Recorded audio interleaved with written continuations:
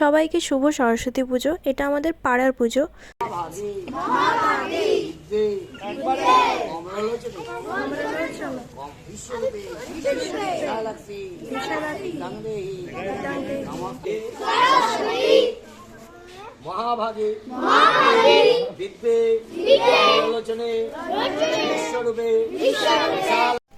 তো অঞ্জলি তো দেওয়া হয়ে গেল। আশা করছি তোমরা আমার সাথে অঞ্জলিটা দিয়েই দিয়েছো।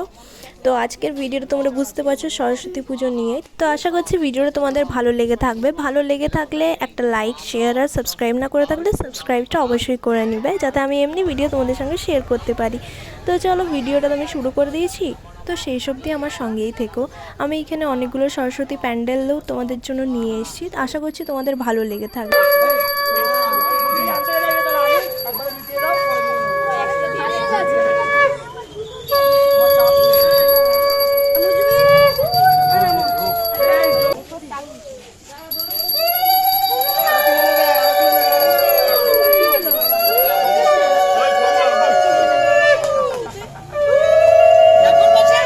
তো অঞ্জলি কমপ্লিট, পুজো দেওয়া কমপ্লিট, দক্ষিণা দেওয়াও কমপ্লিট। এবার চলছে আরতি নেওয়া আর প্রণাম করা।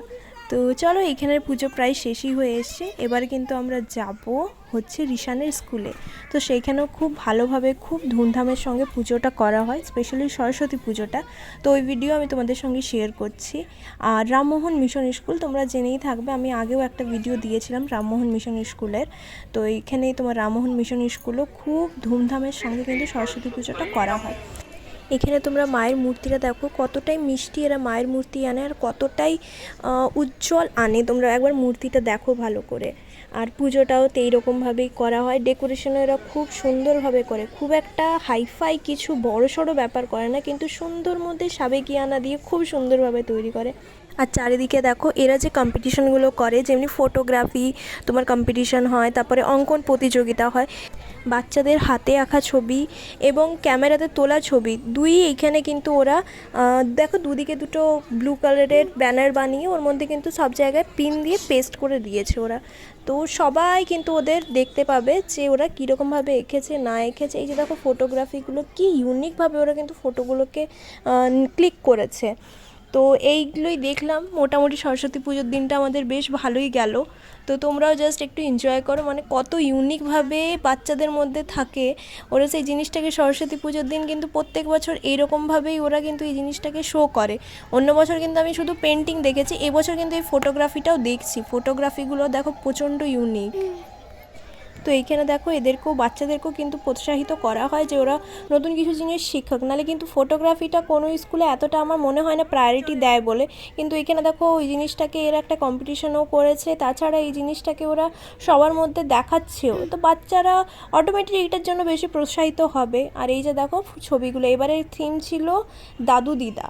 তো গ্র্যান্ড প্যারেন্টস ডেতে এটা একটা হয়েছিল তোমার অঙ্কন প্রতিযোগিতা। তার যে ছবিগুলো ওরা এঁকেছিল, যে পেন্টিংগুলো ছিল, সেগুলো কিন্তু সরস্বতী পুজোর দিন ওরা কিন্তু এইভাবে সবার সামনে তুলে ধরে। তো সেটা প্রত্যেক বছরই হয়।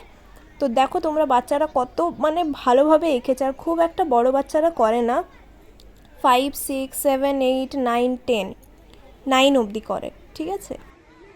তো আমি আশা করতে পারি যে তোমরা ভিডিওটা ভালো লেগে থাকবে। ভালো লেগে থাকলে লাইক, শেয়ার আর সাবস্ক্রাইবটা নিশ্চয়ই করে নেবে। তোমাদের সাপোর্টের আমার অনেক প্রয়োজন আছে।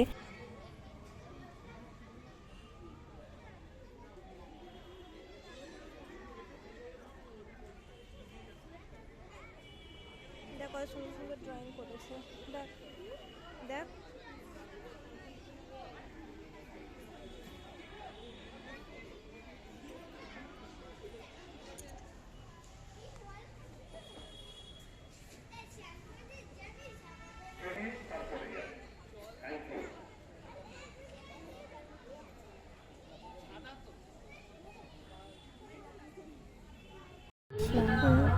তো এটা দেখো আমাদের পাড়ারই একটা সরস্বতী পুজো, রাস্তায় পেরোবার মধ্যে পড়ে, ফুটপাতের উপরে এরা তৈরি করে। এখানেও সরস্বতী পুজোটা খুব ভালো করে করে।